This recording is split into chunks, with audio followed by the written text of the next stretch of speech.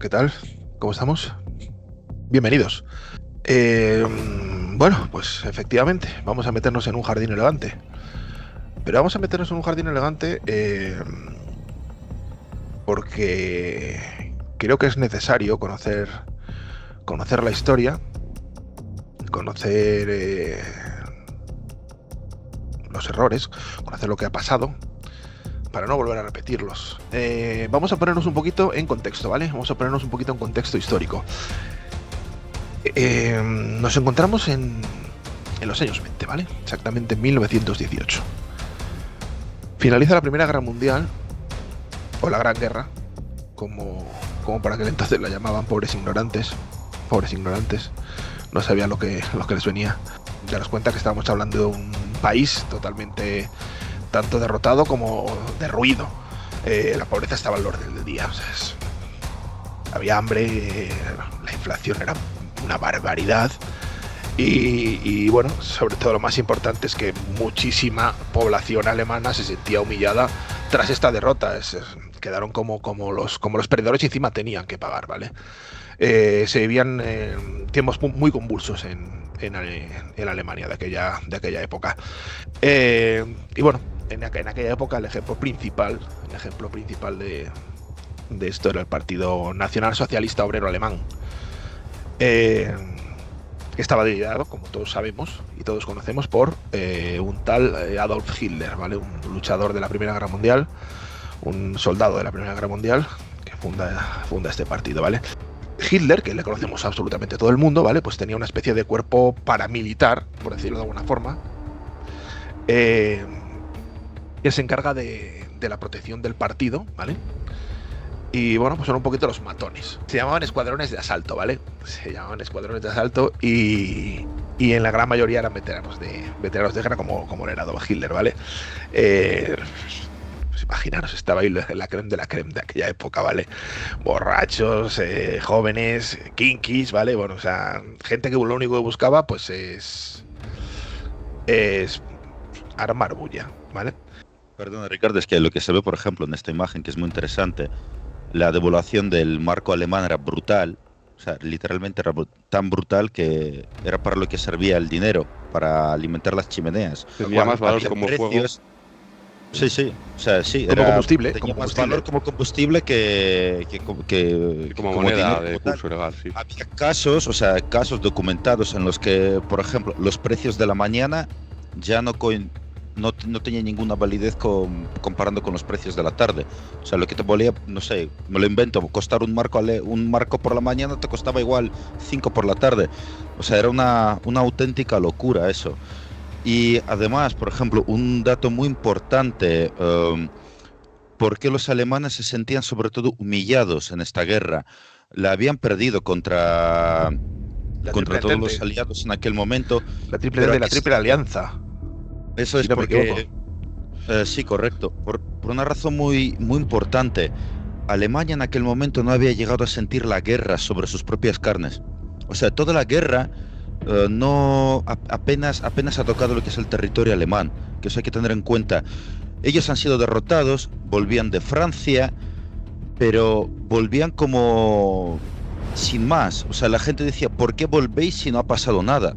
Por eso se sentían tan humillados. No ha sido como, por ejemplo, el caso ya de la Segunda Guerra Mundial, cuando se llegó hasta Berlín y donde todo Berlín fue derruido y todo el país fue completamente masacrado. Esa fue una de las grandísimas razones de toda esa situación social que se estaba originando ahí. O sea, era más de hecho, yo creo que ahí tenemos un caldo de cultivo y, o sea, ahí tenemos una situación que proviene de esta Primera Guerra Mundial en la cual nos podríamos extender una puñetera barbaridad. O sea, es lo que tú hablas. La guerra no toca absolutamente terreno de Prusia, bueno, terreno alemán.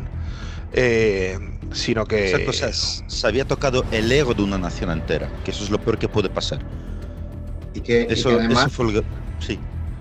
Sí, no, y además añadirle una cosa, que es que, claro, nos estamos yendo a la primera porque todo lo que vamos a contar hoy no se entiende sin la Primera Guerra Mundial.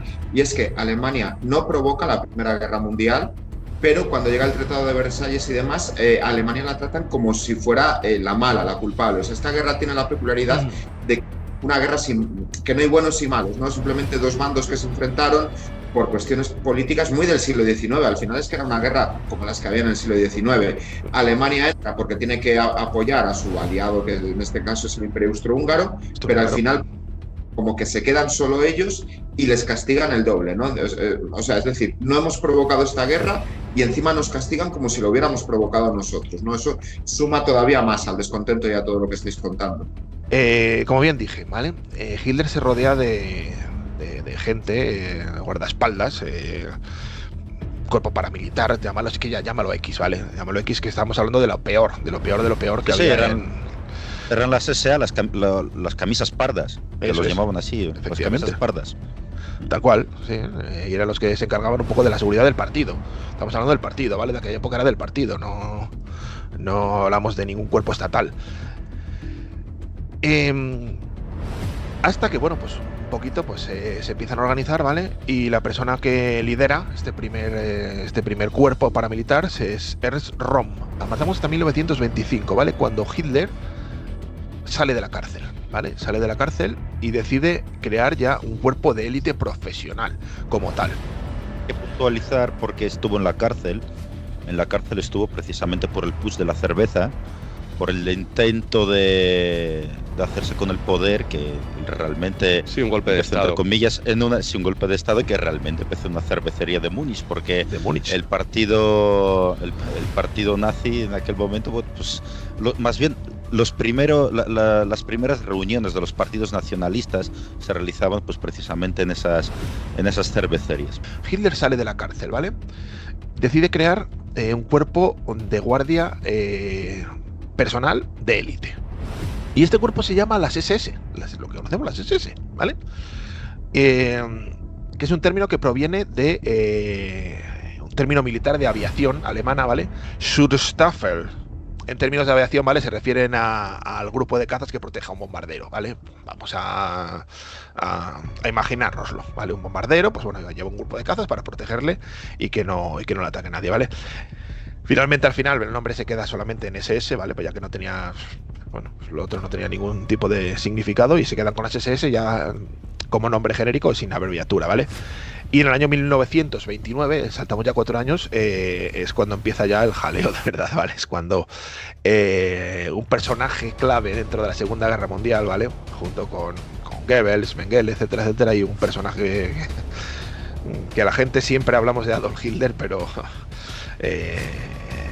Heinrich Himmler, ¿vale? El líder de las SS, es uno de los protagonistas de la Segunda Guerra Mundial y bueno, pues pasaría a ser el líder de este cuerpo militar, convirtiéndolo pues en una organización mística y totalmente temida por todo el planeta. Aquí tenemos una imagen de Himmler, de hecho.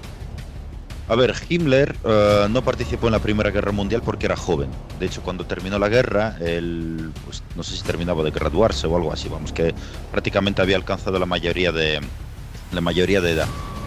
Después él estudió para ingeniero agrónomo. Y lo curioso es que cuando terminó sus estudios, él envió varias cartas a lo que ya en ese momento era la URSS, a Ucrania, para poder trabajar en un kolkhoz. O sea, imaginaros si este tipo, o sea, en vez de haber sido un lacayo de Hitler, hubiese acabado pues, en manos de Stalin. No sé, llevando un campo de trabajo ahí en la Siberia. URSS. O sea, sí. No, de Siberia no, en Ucrania misma. El ascenso de las SS. Cómo llegan ya a ser el grupo que acabó siendo pues lo que es, la élite de la élite. Porque, queramos o no, lo fueron.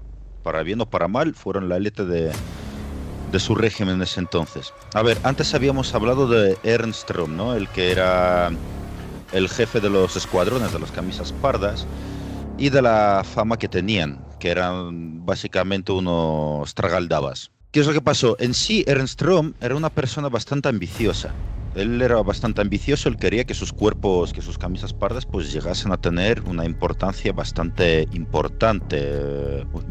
Vaya tautología. Vaya tautología, sí. Que llegasen a tener un nivel bastante elevado a nivel político dentro de Alemania pero ese intento de... Pero ese tipo de ambición que tenía a Hitler no le gustaba. De hecho, se podría decir que hasta incluso llegaba a asustarle. Y eso fue lo que aprovechó Himmler precisamente para ascender. Himmler era bastante listo, era una persona muy calculadora, se fijaba en las cosas y es en lo que de lo que se dio cuenta. Él sabía la fama que tenían las camisas pardas. Entonces él decidió hacer lo contrario de que eran ellos. Decidió convertirlo en un cuerpo de élite, pero de élite de verdad. Una disciplina ejemplar, uniformes ejemplares, todo ejemplar. Algo que realmente simbolizase al régimen. Y de hecho consiguió pues convencer a Hitler de que era lo mejor para el régimen, era el mejor abanderado para llevar pues esa marca, vamos a decirlo así. También aprovechándose, Antón, porque lo que habíamos comentado de las camisas pardas es que eran, aparte de eso, de interesados, de un poco buscando gresca, un poco de descontrol, un poco de lío ahí. También lo que aprovechó Himmler fue a los más de mejor presencia, educados, o un poco más disciplinados, todo. Correcto, la élite tenía que ser élite. O sea, es así. ¿Qué es lo que pasa? Los dos cuerpos tenían muchas tensiones entre ellos. Y pues todo esto, ya llegamos al año 1934, al día 30 de junio, a la famosa noche de los cuchillos largos. Básicamente lo que se ha hecho esta noche fue una limpieza del partido. O sea, se han quitado las posibles figuras que podían rivalizar, entre comillas, con Hitler, y también pues se ha limpiado a lo que son los camisas pardas. Lo que se hizo fue eso: arrestos y ejecuciones. Y una de las personas que precisamente fue arrestada y más adelante ejecutada fue Ernst Röhm. Los camisas desaparecen, básicamente desaparecen, y al final pues toda la hegemonía se la llevan las SS. También hay que tener en cuenta que las SS estaban involucradas en todos los ámbitos del Estado. Como hemos dicho antes, era pues la mano derecha de lo que es la propaganda, era el símbolo de la propaganda. Las SS pasaron a ser la policía, el servicio secreto y partes de cuerpos militares. Estaban pues precisamente en todos los ámbitos, controlando el poder, básicamente. Estaban en todos, todos los sitios, en cualquier rincón estaban ellos. La CIA de los nazis. También importante, cuando Hitler se hace con el Partido Social Comunista, o que luego al final lo llamó social nacionalismo, bueno, nacional socialista. Efectivamente, que da las siglas de la palabra nazi. Él se encargaba de la propaganda, de los panfletos también. Era su cometido. Eso también lo tratamos en el programa del ocultismo nazi que hablamos la otra vez. O sea, empezó con la propaganda. Correcto, sí. Y luego esta propaganda fue asumida por las SS, hasta que llega, lideradas por Himmler. Hasta que no. Luego la propaganda sobre todo en la Segunda Guerra Mundial, la lleva uno de los mayores cerebros que ha habido en la historia bélica, que es Goebbels, ¿vale? Goebbels para mí también es otra de las figuras súper importantes dentro de esta estructura del Tercer Reich. Sí, se habla mucho de Hitler o lo tenemos mucho en la mente, Hitler y el nacionalismo, pero él era el origen, vamos a decir, y luego va extendiéndose por más personas. Yo lo que te digo, yo a Hitler le pondría en un tercer lugar por lo menos. O sea, en el top 1 pondría a Himmler, el top 2 Goebbels y en el top 3 metería a Hitler ya directamente. Es que sin Hitler esto no hubiera en principio comenzado. Es que es el precursor. A ver, Rodrigo, ¿qué nos querías comentar? Es el que lo coordinaba todo en realidad. Que las teorías, vamos a decirlo así. a día de hoy siguen existiendo y siguen funcionando, ¿no? La cuestión de los mensajes sencillos, de repetir las cosas, eso de una mentira 1000 veces se convierte en verdad, todo eso se sigue haciendo. ¿Por qué? Pues sencillamente porque funciona. Y claro, le funciona a todo el mundo, da igual de izquierdas, de derechas, da igual lo que seas, funciona y ya está. Pero vamos, técnicamente, una vez que ascendió las SS a su cima, Himmler técnicamente pasaría a ser el número 2 del Reich en ese momento. Pero yo, por ejemplo, para mí no sería el número 2. Yo creo que más bien el número 2 era Martin Bormann, en realidad, porque era un personaje muy enigmático. Siempre estaba con Hitler, aunque también era un oficial. Muy pocas veces se vestía de uniforme y tomaba muchísimas decisiones muy importantes. Pero bueno, eso más bien podría ser incluso una teoría de conspiración, porque se habla mucho, porque en realidad tampoco se puede decir quién era el número 2, porque cada uno tenía sus funciones delimitadas. Vamos a hablar un poco del ocultismo, el ocultismo dentro de las SS. Las SS, el símbolo de la svástica, que eran las SS, es un símbolo budista o sintoísta, porque unas facciones utilizan las SS y otras utilizan la ZZ. Esa cruz gamada viene de aquellas latitudes, viene de Nepal, viene de... Lo único que la de Nepal es recta y la otra es inclinadilla, o sea, un poco más inclinada. El budismo, creo, el budismo y el sintoísmo, es que ahora hablo de memoria, porque es un apunte que me ha llamado la atención que le haya dicho, que buscaban esa raza aria en esas latitudes, en India, en la zona del Nepal y demás, que efectivamente parte de esa población es rubia y demás. Y esas SS, pues si nos vamos a Nepal, a templos budistas y demás, vamos a poder ver esa svástica. Pero lo que te digo, esa svástica de forma, o sea, totalmente recta. O sea, una S, no sé si lo puedo dibujar bien, y otra S. Y sin embargo, el partido nazi está inclinado, si te das cuenta. Sí, girado el símbolo, te refieres a todo el símbolo. Eso es. Sí, pero el origen de ese símbolo que cogieron, que robaron, porque lo robaron, es de allí, es de esa zona nepalí. Yo te digo, no sé si es budista o sintoísta, porque unos hacen S y los otros hacen Z. O sea, ¿sabes lo que me refiero? Uno vemos la S así y otros lo vemos así. Y es el mismo símbolo, pero acogido por distinta religión al final. Por la calle del medio lo giramos un poco y ya estamos por el culo. Hay un poquitín de Z y un poquitín de S y ya está. Efectivamente. Y yo creo que lo cogieron un poquito, por eso acaba de decir el profesor Ferrer, del tema de ese originario, ¿no? Como buscando orígenes, como yéndonos a cosas básicas, pues como pueda ser un símbolo. En otro programa que hemos hecho del ocultismo nazi ya hablamos de esto, ¿no? Pero bueno, está bien recordar, pues eso, de tema, todo este tema simbólico, todo este tema místico, pues por ese motivo se crea la Nenerve, se habla de un Shambhala, de la Atlántida, de buscar orígenes de la raza aria en latitudes, pues eso, en templos budistas, que al final, o bien no les bailaban el agua, o bien no encontraban lo que ellos querían, hicieron auténticos, por un lado, masacres y por el otro lado, experimentación de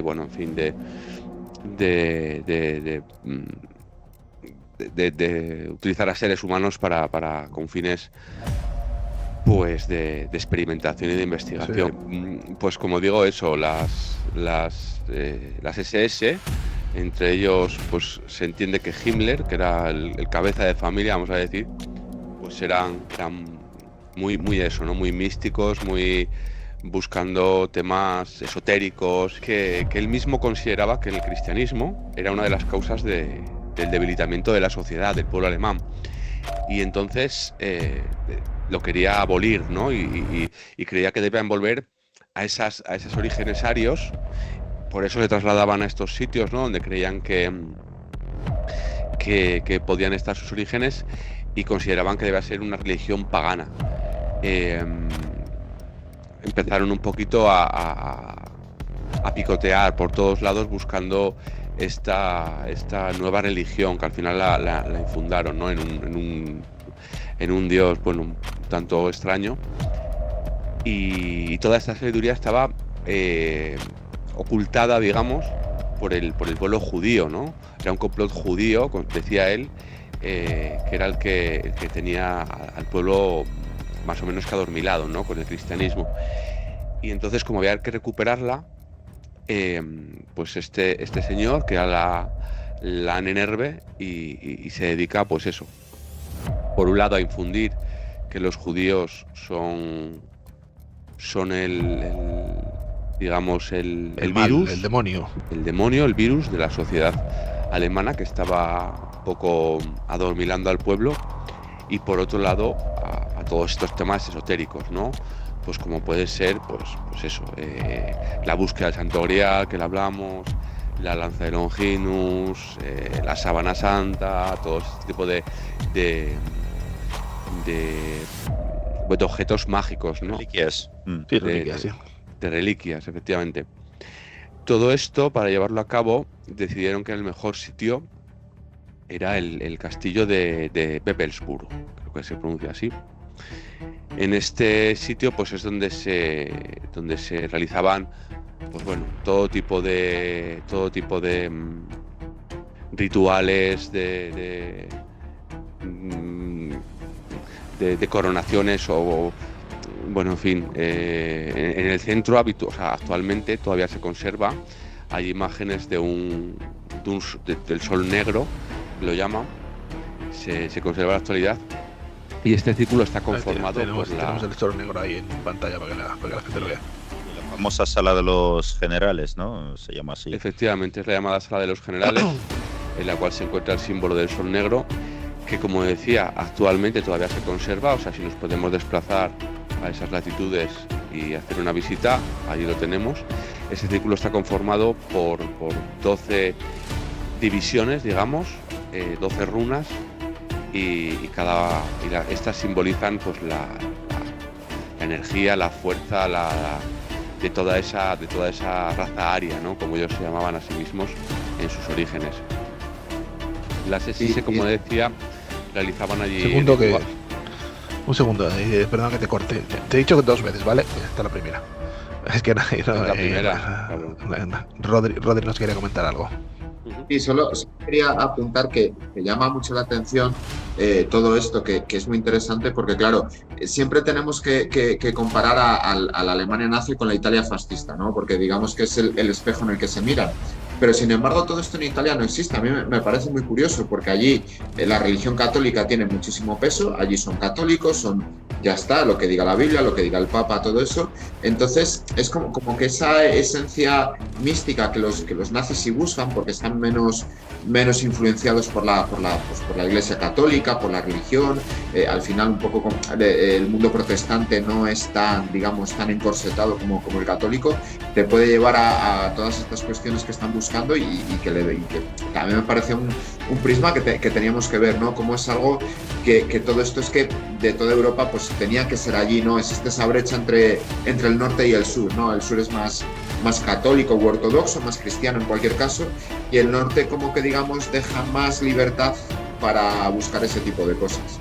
Claro, yo también ahí lo que veo en diferencia entre, como decías, la Italia fascista y la Alemania nacionalista, es, por un lado, que alguien se decidió que eran superiores, que sus orígenes era esta raza aria, y que esa raza tenía que prevalecer sobre el resto. No era solo poder militar, poder socioeconómico, sino que iba más allá, iba a la creencia de que esas personas eran superiores al resto del mundo por sus ancestros. Luego se juntan varios factores, ¿no? La locura de uno que, a saber los gases que tuvo que aspirar en la guerra, el otro que quería ir a la URSS y luego al final pues acabó de rebote liderando las SS, y también tendría su pedrada particular, porque este tío también era muy esotérico, muy místico, como muy... Luego también o sea, lo que veo de diferencia, ¿no? De que la Alemania, o sea, la Italia fascista era poder, pues como lo pudo haber a lo mejor en régimen aquí o en la antigua Roma. O en la antigua Roma, ¿no? Era poder por poder, ¿no? Por querer dominar. Pero estos iban más allá, estos se creían superiores, ya no solo por su tecnología o por su armamentística o por sus conocimientos, sino por el hecho de una genética. Creían que era pura, que era aria, que era... O sea, tener una pedrada para mí considerable, porque... o sea, a mí siempre me dijeron que siempre va a haber alguien más que tú. Alguien más guapo, alguien más alto, alguien más feo, alguien más listo. O sea, yo no me entra en la cabeza de creerme superior a otra persona. Se me puede dar mejor hacer alguna cosa. ¿Qué sucede? Que en el caso de los alemanes, pues lo que era el pueblo judío, pues por historia, tuvieron facilidades económicas, tenían económicamente a lo mejor más posibilidades, a lo mejor por esa historia que habían tenido, y estos lo veían como un enemigo. ¿Qué hacemos? Pues tenemos que buscar una manera de culparlos y de que la gente los odie, y que se produzcan genocidios y que se produzca pues lo que se llevó a cabo allí en Alemania. Y yo creo que un poquito el cúmulo de todo esto pues da como resultado pues eso, que aborrezcan una religión, aparte de que sí, efectivamente el sur siempre ha sido pues eso, pues Roma más católico, en fin. Pero yo creo que un poco sobre todo buscando el que se produzca un odio hacia el resto de las razas, porque al final le daba igual la Checo-80, o sea, le daban igual gitanos, le daban igual judíos, le daban igual todo lo que no fuera alemán y ario era inferior. Pues como decía, estos rituales tenían por un lado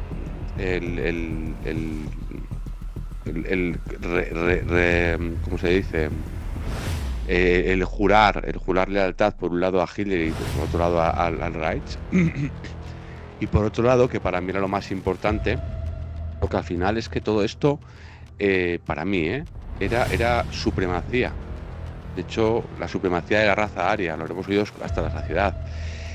Lo que hacían con estos rituales era hacer que la gente que asistía a ellos, que eran miembros de las SS, se sintiesen miembros importantes de esta sociedad de las SS y superiores al resto. O sea, eran como dentro de los arios, los más puros, los mejores. Y todo esto, al fin, que luego lo veremos más adelante, lo que conseguía era inculcar unos ideales, inculcar un desprecio hacia el diferente, quitar empatía, porque son superiores y porque por derecho deshumanizar y sobre todo que se sintieran ellos, o sea, no porque te lo dijeran, sino porque tú lo sintieras. Yo soy superior y yo me lo merezco porque yo soy superior a ti y lo cojo porque me pertenece, porque soy superior a ti. O sea, era ese, pues eso, esa supremacía al final de la raza, ¿no? De lo que llamaban raza aria.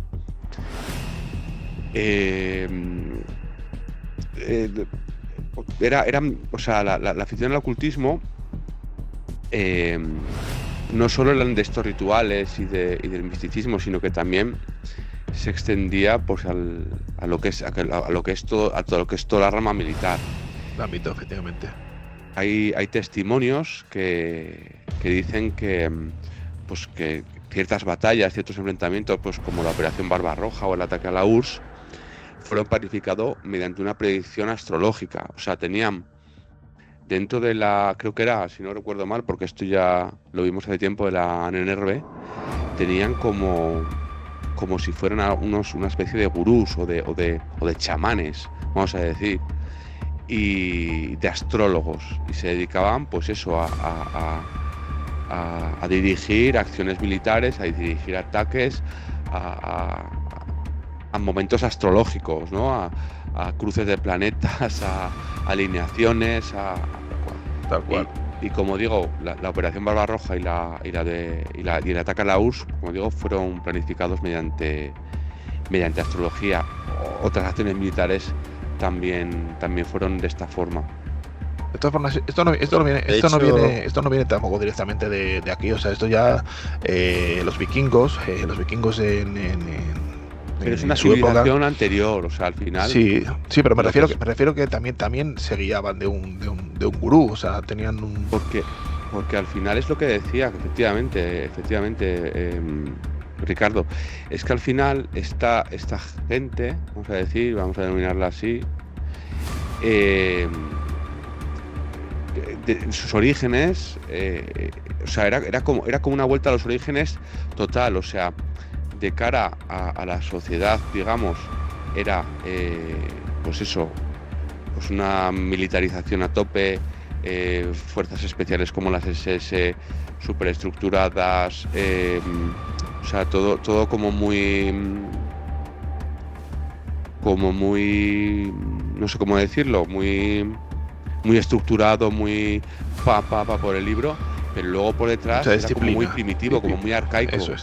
Eso es a lo que me refería con el tema este de que ya los vikingos también consultaban al gurú, o sea, es. Claro, pero es que esta raza aria, a los que os hacen referencia, también la buscaron en esas latitudes. Los vikingos eran corpulentos, eran grandes, eran muchos pelirrojos, pero los había muchos rubios, ojos azules. O sea, también fueron por esas latitudes buscando ese origen de la raza aria. Acabaron en Nepal. O sea, fíjate hasta dónde llegaron, hasta qué latitudes se fueron, pero iban un poco buscando, pues eso, esa. Pero y en Nepal había este tipo de características.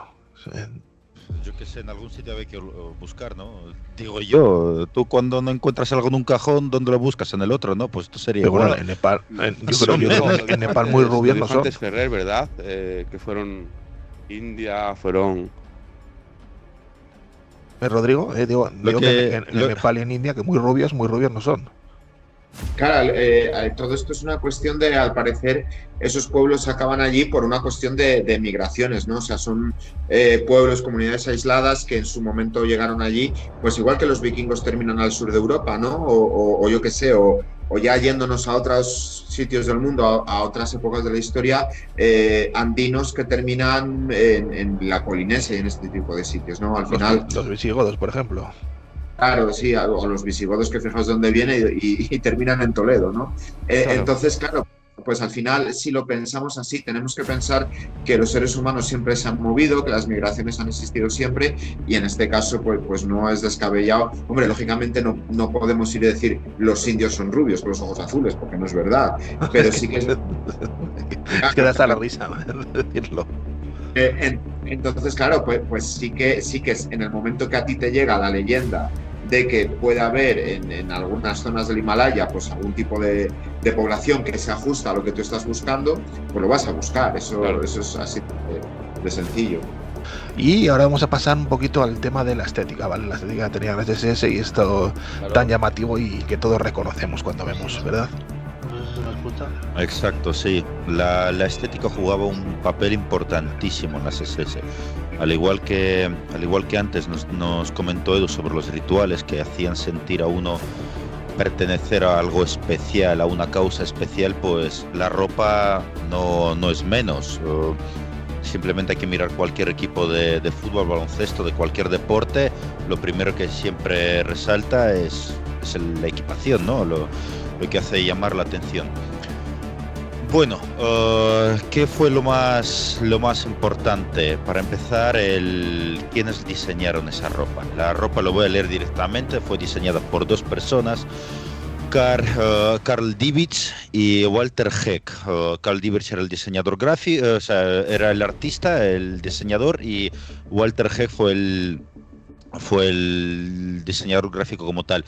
Esos no son ninguno de ellos, pero este es un ejemplo perfecto de lo que era la indumentaria de las SS. En este caso, pues es una gabardina de cuero, todo... A ver, hay que reconocer que Represente lo que represente, es sublime. O sea, el corte, estilo, todo es brutal. Vale, pero ¿quién fabricaba sobre todo esa ropa? La ropa la fabricaba una marca muy famosa en la actualidad. Atentos al dato que nos va a dar ahora mismo Antonio. Atentos. Eso es.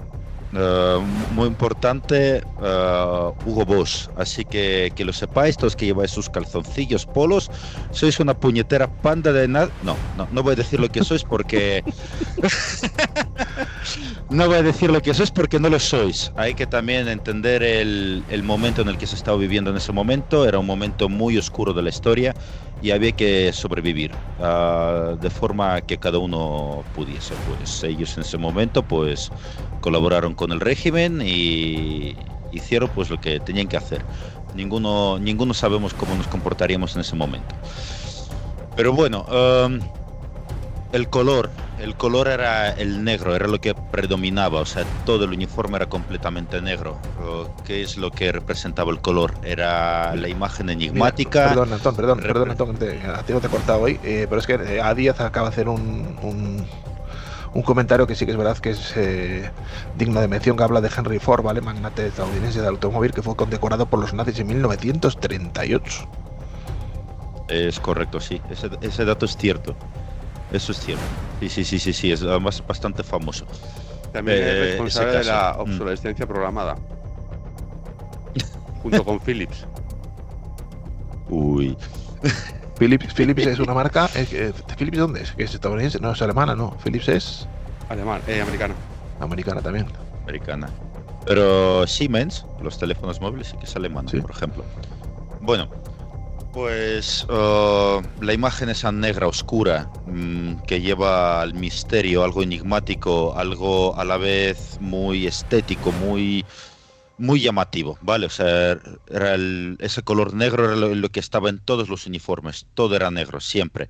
Eso sí, con sus costuras blancas y tal, que remarcaba, pero bueno. Luego, el símbolo más importante de las SS, las dos S, entre comillas, que en realidad eran dos runas, SIG, que su significado era la victoria. ¿Dónde aparecían esas runas? Aparecían, bueno, en las banderas. Y aquí en este caso pues se ve, esto aparece en el cuello de las camisas, de las chaquetas, es donde aparecían esas dos runas. Y las tres, vamos a decir, estrellas de la derecha, podría ser el cinturón de Orión. Lo vemos. Yo eso lo desconozco, la verdad. Lo sé sobre lo que serían las dos runas SIG, que por cierto, un dato un poco curioso que os voy a dar. Todos conocéis el grupo de los Kiss, ¿verdad? Sí. Y sabéis cómo son las dos últimas letras. Igual que esta. Exactamente iguales que las dos SS. Pues para que lo sepáis, todas las veces, ojo, no tiene nada que ver con las SS. Sí que hay tonterías ahí de que la gente dice que son como el ejército de Satanás, no sé qué. Hay un montón de tonterías. Pero lo curioso de esto es que siempre que los Kiss actuaron en Alemania, nunca se escribe Kiss con las dos estas S que recuerdan pues la simbología de las SS. Se escriben con las S normales. ¿Cuánto tendríamos que aprender de la actual Alemania? Para que lo sepáis, una cosa así un poquito curiosa. Bueno, pues otro símbolo muy importante, seguramente muchos lo recordaréis, de las SS, es la calavera con los dos huesos cruzados. Para mí la que más impacta. Sí. Estaba en la gorra, estaba en la parte frontal de la gorra, la llevaban todos los oficiales. ¿Y qué es lo que representaba? Representaba el no tener miedo a la muerte y el revés, estar en cualquier momento decididos a recibir. A morir. Si había que recibir la muerte, se recibía, estaban todos siempre dispuestos a morir. Como los vikingos, es que Himmler. Menuda relación hay, o sea, nos vamos al Valhalla. A morir. Sí, sí, correcto, sí, se puede asociar, sí, la falta de miedo a la muerte, como los vikingos, sí, seguramente haya sido copiado de ahí. O sea, se habrán inspirado en ello, lo habrán copiado, o las dos cosas. Es que Eso lo han sacado. A saber si en ese adoctrinamiento, como sucede con otras religiones, les esperaba algo al otro lado, o Valhalla, las vírgenes, para estar predispuestos a aceptar la muerte en cualquier momento. Otro detalle muy importante, bueno, porque esto estaba en el uniforme, había otro símbolo que, por cierto, yo me enteré de que existía, no lo sabía antes de que estuve preparando este tema, no sabía que estaba esto, pero claro, yo no sabía que existía como tal, que todos los integrantes de las SS, desde el soldado normal hasta el oficial más alto de las SS, parece ser que tenía un anillo.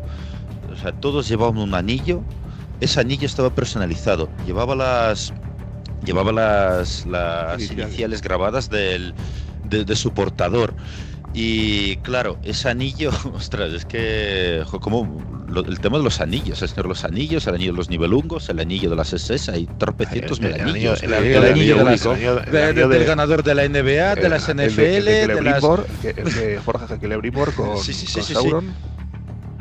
Sí, fíjate la importancia que tiene el anillo, bueno, el sello real que tenían los reyes y tal. Bueno, pues aquí en este caso exactamente igual. Todos tenían un anillo y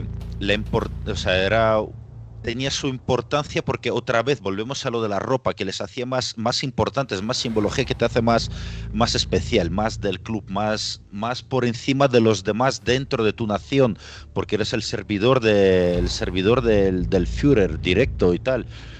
Bueno, pues todos tenían que llevar ese anillo y al parecer que si morían, los compañeros del integrante de las SS tenían que recuperar ese anillo, cueste lo que cueste, y lo tenían que llevar de vuelta al castillo de Wewelsburg a un archivo, una caja fuerte, no sé cómo llamarla correctamente, donde se guardaban. O sea, tenían que entregarlo personalmente a Himmler, y ese pues lo guardaba ahí. O sea, tenía su simbología hasta esto. O sea, tenías que recuperarlo. Te decía Antón que cuando hablamos del ocultismo nazi, hablamos de los anillos. Hablamos de que lo llevaban cada uno de los miembros de las SS y de que cuando caían en batalla o lo que fuera, ese anillo tenía que ser recuperado y devuelto al castillo de Wewelsburg.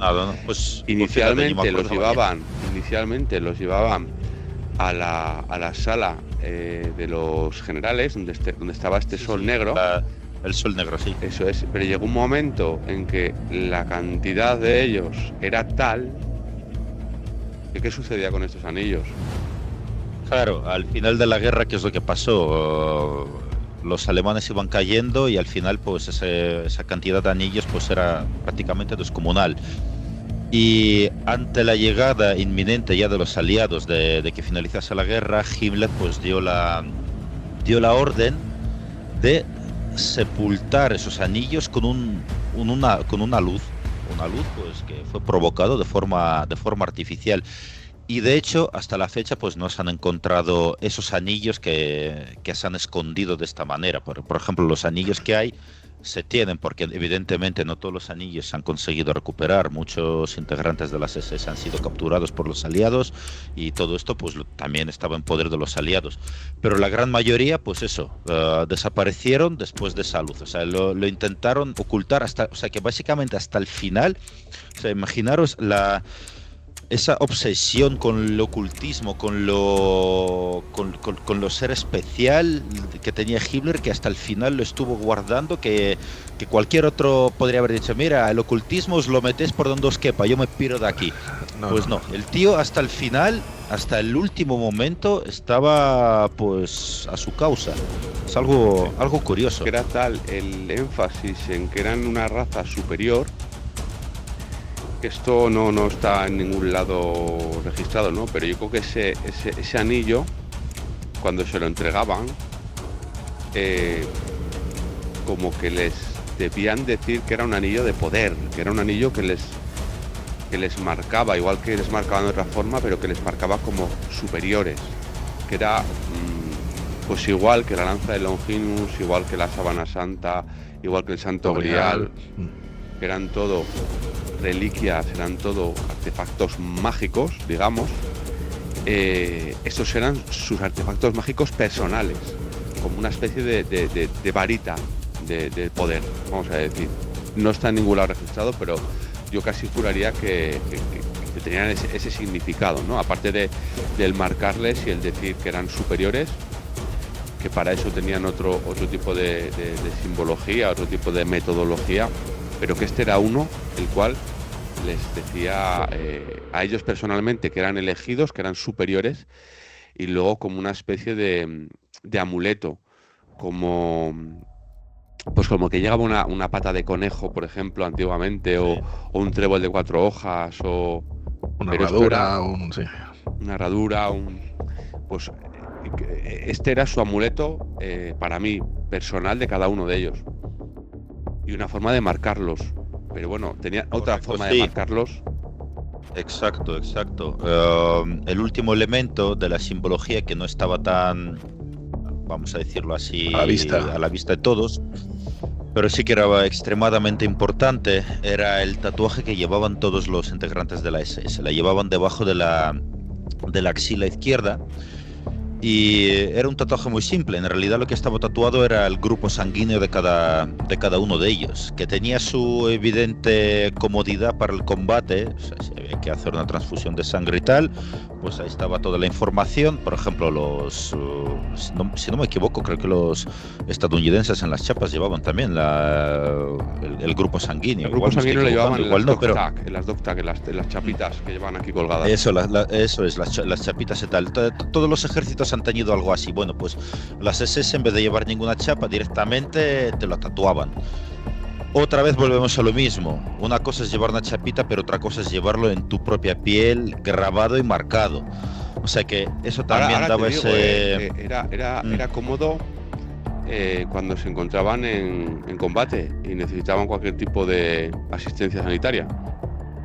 Correcto, sí, pero tampoco era tan cómodo luego en otros casos, que lo trataremos más adelante.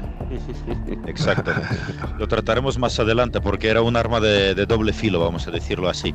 Pero bueno, la idea principal, o sea, es que volvemos a todo esto, toda esa simbología era toda una parte de adoctrinamiento del que trataremos también más adelante, que valía para, pues eso, para hacer sentir a esos integrantes de ese cuerpo, pues seres superiores moralmente, superiores físicamente, estéticamente, estaban completamente otro nivel. Entonces, simplemente me gustaría deciros a todos, absolutamente a todos, que nunca os creáis a pies juntillas todo lo que veis, escucháis, tanto en las redes sociales como en la televisión.